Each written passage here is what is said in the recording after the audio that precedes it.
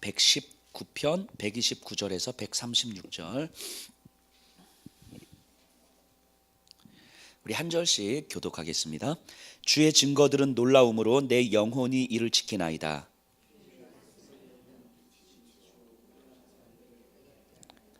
내가 주의 계명들을 사모함으로 내가 입을 열고 헐떡였나이다.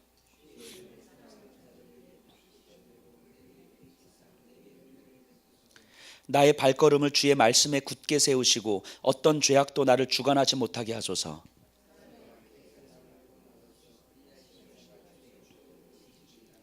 주의 얼굴을 주의 종에게 비추시고 주의 율례로 나를 가르치소서.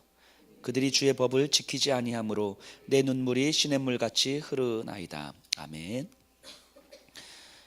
오늘의 말씀이 시편 119편이 계속 그 흐름으로 가지만 하나님의 말씀이 진짜 우리의 현실에서 우리의 삶에서 능력으로 경험되어지는가에 대한 질문을 계속 던져보셔야 돼요. 우리 스스로에게 그냥 우리가 알고 있는 것이 마치 나의 신앙인 것처럼 착각하시면 안 돼요. 우리가 신앙생활을 오래 했고 많은 것들을 경험했고 헌신했고 등등등 이런 것이 내 신앙이라고 착각하시면 안 돼요. 무언가 말씀을 들을 때 그건 나 아는 이야기인데 그거 다 알아. 이게 내 신앙이라고 착각을 하시면 안 된다고요.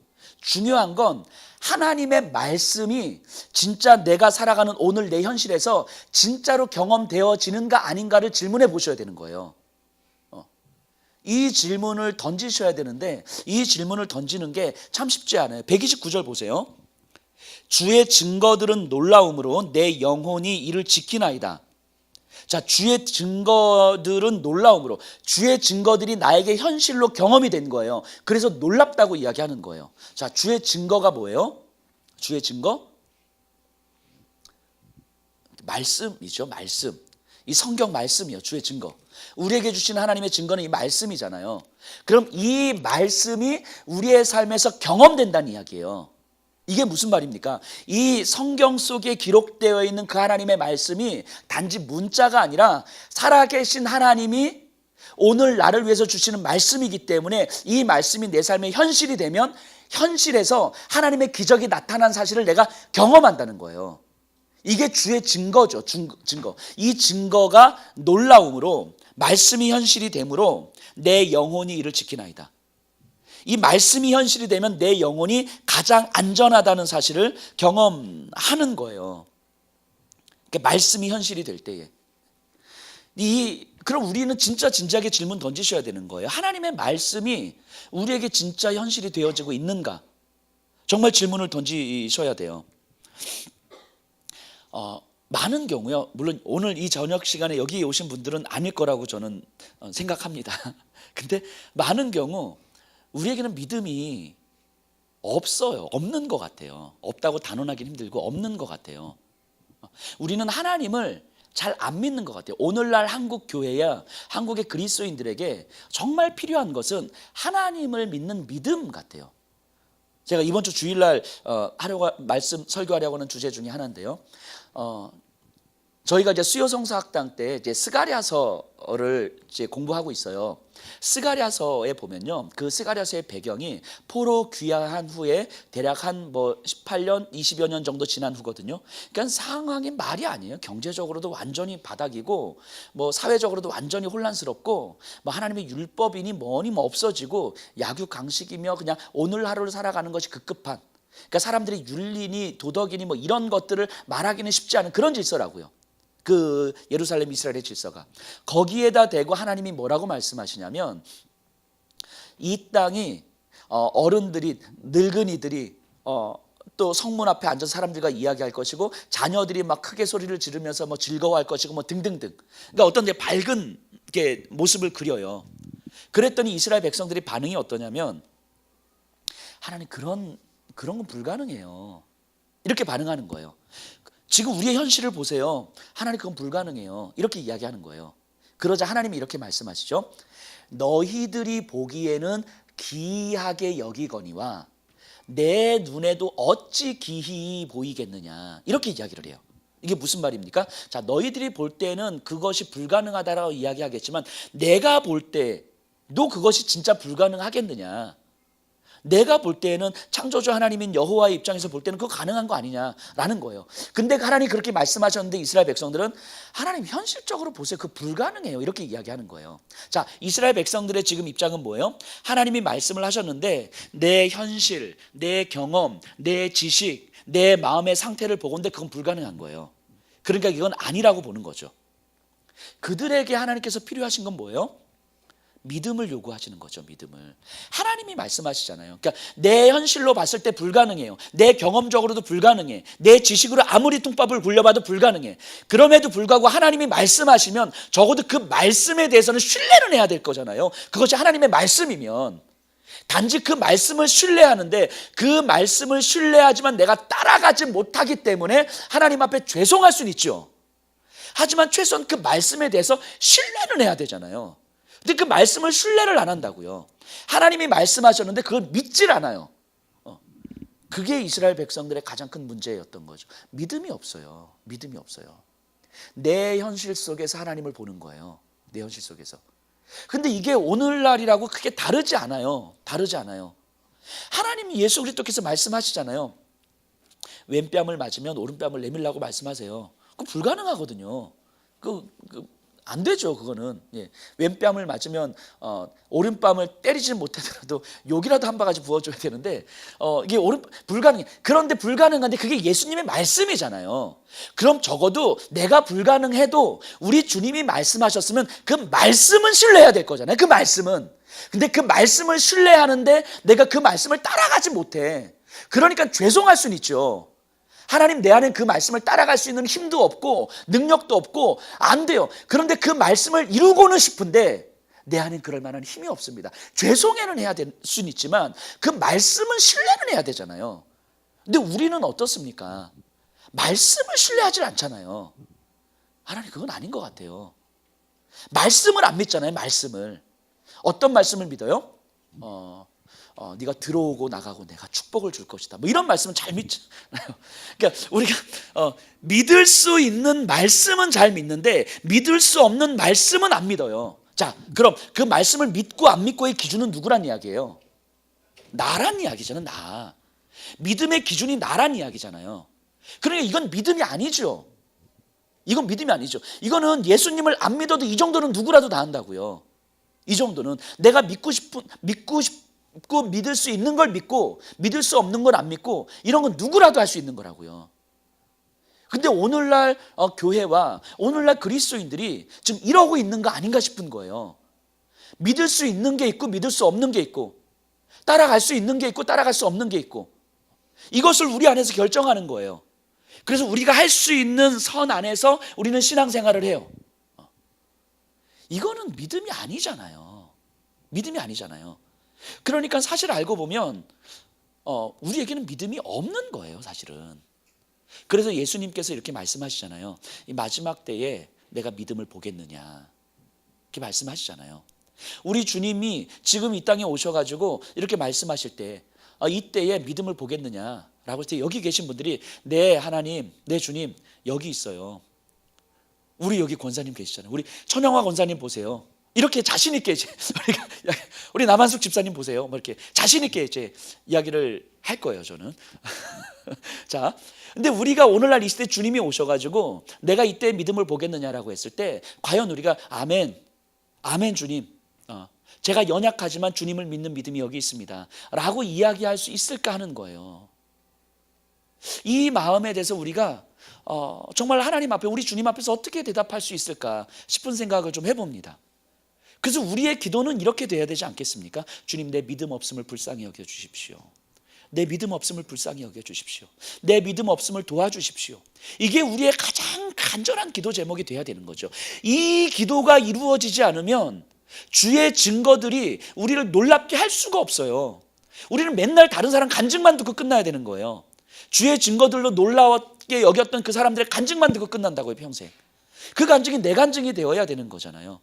주의 말씀이 내 삶에서 현실이 돼서 내가 진짜 왼뺨을 맞았는데 오른뺨을 내밀 수 있는 그 힘이 말씀의 힘으로 내 안에 주어졌더니 그때 나에게 내가 왼뺨을 맞았을 때 욕을 하고 같이 때렸던 것보다 훨씬 더 내 영혼의 안전과 평안함을 경험하더라.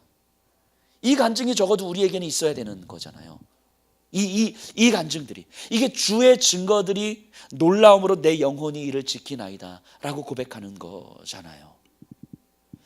이게 말씀에 대한 신뢰 아닙니까? 말씀에 대한 신뢰. 130절 보세요. 주의 말씀을 열면 빛이 비추어 우둔한 사람들을 깨닫게 하나이다. 주의 말씀을 열면 빛이 비추어 우둔한 사람들을 깨닫게 하나이다. 이 말씀이 열리면 우둔함을 깨닫게 한다는 이야기예요. 주님의 일하심이라는 게 물론 초자연적인 어떤 일들을 분명히 이루시기도 하세요. 근데 많은 경우 하나님께서 기적과 같은 일을 딱 이루셨는데 그 일이 지나고 나서 보면 굉장히 합당한 일일 가능성이 커요. 예를 들면 오늘 큐티 다 하시죠? 매일 큐티 하시죠? 예, 제가 아멘이라고 들었습니다. 자, 오늘 큐티 본문에 보면요, 아합과 여호사밧 왕이 합세해서 길르앗 라몬으로 아람과 전쟁을 합니다. 원래 이 전쟁은 아람과 북이스라엘의 전쟁이에요. 그러니까 아합 왕과 아람 왕의 전쟁이라고요. 근데 그 아합 왕이 여호사밧과 이 사돈을 맺었기 때문에 우리 이제 아람과의 전쟁할 때 같이 나갑시다 해서 같이 나가요. 근데 아합이 이제 꼼수를 부려요. 그래서 당신이 왕의 옷을 입고 이 전 군대를 다스리는 것처럼 왕으로 나가세요. 나는 일반 병사처럼 옷을 입고 전쟁을 하겠습니다. 이게 꼼수죠. 이게 아합이 이제 두려움으로 인한 꼼수죠. 이게 나가요. 그러니까 이 아람에서 한 놈만 상대하면 돼. 한 놈만 죽여. 이래가지고 왕만 죽여 해서 여호사밧 왕에게 집중포화가 이루어져요. 왜냐하면 여호사밧 왕이 이렇게 왕의 옷을 입고 있으니까 집중포화가 이루어지는데 여호사밧이 그 전쟁터에서 어찌할 수가 없으니까 하나님 앞에 막 울부짖습니다. 하나님 도와주십시오, 도와주십시오 했더니 거기서 기적이 일어나요. 그랬더니 이 하나님께서 그들을 그 아람 군대를 막아주시고 이게 물러가게 하셨어요. 그래서 다른 사람들과 이렇게 싸우게 하셨는데 여호사밧을 더 이상 공격하지 못하도록 하셨는데 그 다음 구절에 뭐라고 나오냐면 아람 군대가 저가 이스라엘 왕이 아닌 줄 알고 다른 곳으로 갔더라 이렇게 이야기해요. 그러면 생각해 보세요. 이게 하나님께서 도와주셨다는 의미가 뭐냐면 아람 군대로 하여금 여호사밧을 보면서 저 사람은 아합 왕이 아닌데 라는 걸 깨닫게 해주셨다는 거예요. 그러니까 초자연적으로 어떤 힘을 딱 발휘해가지고 물러나게 했다기보다는 저가 아합 왕이 아닌데 아합 왕이 다른 사람이구나를 깨닫게 하셔서 여호사밧 왕을 공격할 이유가 없어진 거예요. 이 상황이거든요. 자, 여기서 하나님의 기적이 나타나는 거예요. 하나님의 기적이 그 전쟁의 상황 속에서 저가 여호사밧인지 아합 왕이 깨닫는 게 힘들잖아요. 근데 그 전쟁의 상황 속에서 아람 군대와 아람 지휘관으로 하여금 저 사람이 여호사밧 왕이 아니라는 걸 깨닫게 하신 거예요, 하나님께서. 그러니까 아합 왕이 아니라는 걸 깨닫게 하니까 더 이상 여호사밧을 공격할 이유가 없어진 거죠. 그래서 다른 이스라엘과 전쟁을 하다가 어떤 한 아람 병사가 활을 딱 쐈는데 무심코 쏜 화살이 그냥 전쟁이 있으니까 아무나 대고 이렇게 쏜 거죠.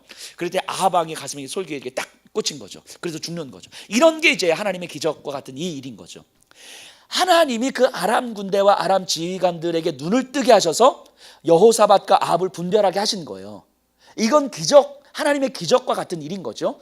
그런데 사실 알고 보면 이것은 굉장히 합당한 일인 거잖아요. 분별할 수 있는 일인 거잖아요. 하나님의 기적이라는 게 이런 거예요. 하나님의 말씀이 빛이 열리면 우리의 마음이 변화됐는데 변화돼서 보면 사실 이건 매우 합당한 거죠. 예를 들면 이런 거예요. 오늘날 이 시대에는 제가 요즘 계속 강조하는 것 중에 하나지만 불안이 일상화된 사회를 살아가잖아요. 돈을 많이 벌어도 불안하고 덜 벌어도 불안해요. 그죠? 우리 자녀가 대학 간다고 해서 안전한 게 아니잖아요. 대학 가도 불안하고 안 가도 불안한 거예요. 그러니까 우리는 뭘 해도 불안해요. 그러니까 우리는 뭘 선택하는 거냐면 덜 불안한 삶을 선택하는 거죠.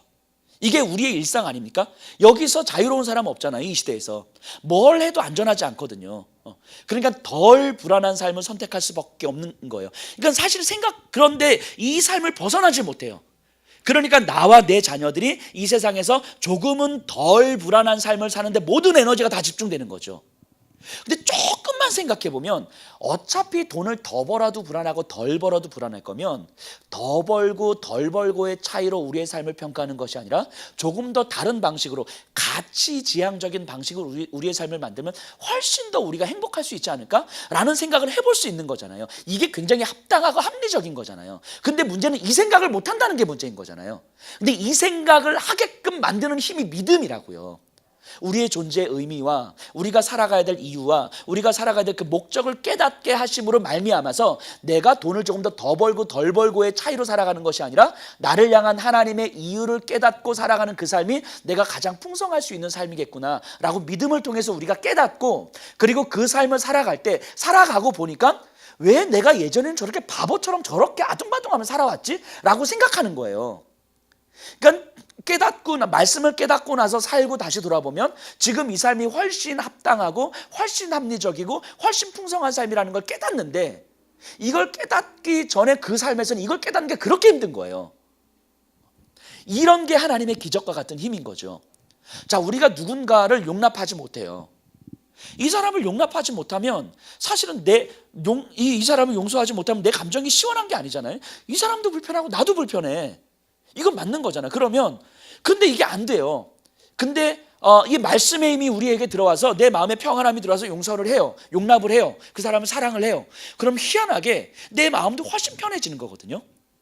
이게 굉장히 합당한 일인 거잖아요. 훨씬 더 좋은 일인 거잖아요. 이게 뭐 초자연적인 기적을 경험했어 뭐 이런 일이 아닌 거잖아요. 인간이 살아가는 데 있어서 가장 합당하고 가장 선한 삶의 방식인 거잖아요. 근데 이 마음 하나 바꾸는 게 그렇게 어려운 거예요. 그래서 이 마음 하나 바뀌는 게 하나님의 말씀의 힘이고 기적과 같은 힘인 거죠. 이 마음 하나 바뀌는 게. 이게 지금 130절의 이 말씀인 거죠. 주의 말씀을 열면 빛이 비추어 우둔한 사람들을 깨닫게 하나이다. 주의 말씀을 열면 조금 용납하면 너도 조금 내 마음도 훨씬 더 편하는 걸, 이 마음 하나가 바뀌지 않는 거예요. 근데 말씀의 빛이 우리에게 비추어지면 우리의 우둔함이 깨달아지는 거예요. 이게 매우 합당한 것 같은데 이거 하나가 안 돼서 우리는 매일 전전긍긍하면서 살아가는 거 아닙니까? 이게 하나님의 말씀의 지혜잖아요. 우리를 이제 돌아보셔야 되는 거예요. 우리는 정말 이 우둔함을 가지고 계속 살아가고 있는 건 아닌지, 이게 이 말씀의 지혜가 정말 하나님의 기적과 같은 일들이 어찌 보면 가장 합당하고 내 삶을 향하여서도 가장 합당하고 가장 선하고 가장 풍성한 삶의 방식인데 이 마음 하나 바뀌는 게 나는 왜 이렇게 안 되는 건지, 하나님 나에게 믿음 없음을 도와주십시오.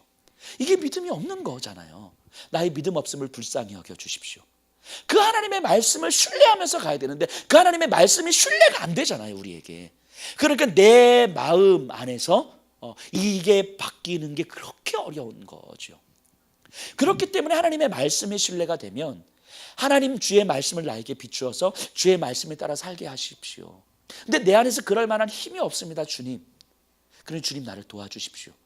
그래서 우리가 기도의 자리에 나올 수밖에 없는 거예요.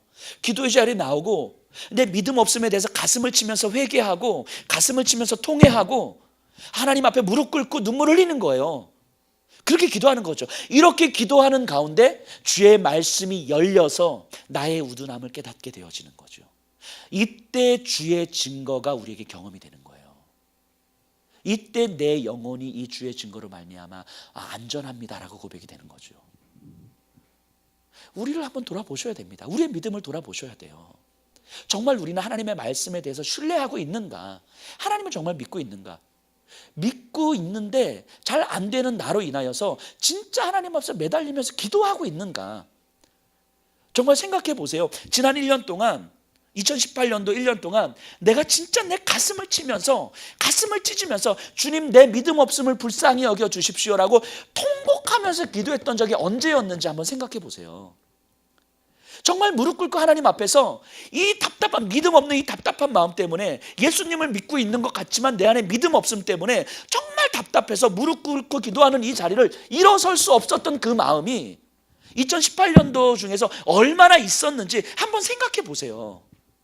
아침에 눈을 떴을 때 이 믿음 없는 내가 오늘 하루를 살아가는 게 너무 힘겹고 너무 끔찍해서 하나님 오늘 하루 나에게 믿음으로 허락하시지 않으면 내가 오늘 하루도 끔찍한 삶을 살아갈 수밖에 없습니다. 죄의 지배 아래 살아갈 수밖에 없습니다. 주님 나를 도와주십시오. 아침에 눈을 떠서 일어나서 주님 앞에 이렇게 매달렸던 적이 언제였었는지 한번 돌아보세요.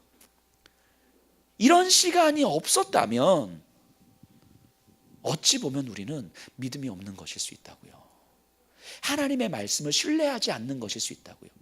신뢰한다고 우리가 생각은 할 수는 있지만, 많이 듣고 많이 알아서 그럴 수는 있지만, 내 마음 하나 바꿀 수 없는 그 믿음, 내 상처 하나 넘어설 수 없는 그 복음, 그건 복음이 아니잖아요.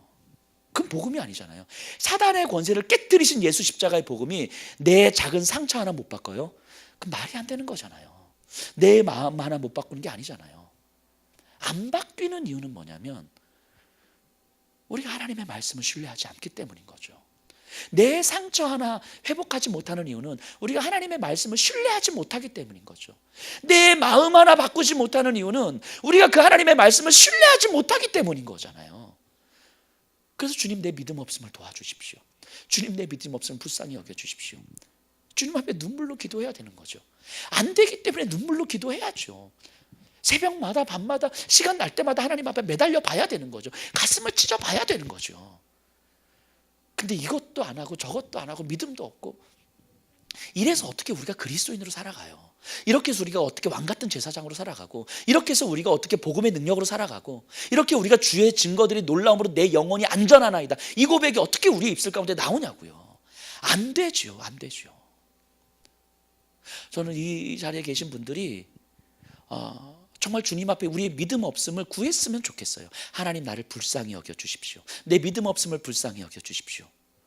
그리고 이것 때문에 정말 하나님 앞에서 가슴을 찢었으면 좋겠어요. 이게 내 삶의 가장 큰 문제고, 가장 본질적인 문제고, 가장 중심적인 문제라는 걸, 가장 급한 문제라는 걸 좀 깨달으셨으면 좋겠습니다. 그래서 하나님 앞에 가슴을 찢고 통곡을 하고 무릎을 꿇고 눈물을 흘리고 하나님 앞에 그렇게 매달리는 삶을 우리가 좀 사셨으면 좋겠습니다. 그리고 그때 경험되는 그 주의 증거의 그 놀라움들이 우리의 삶의 간증이 되셨으면 좋겠습니다.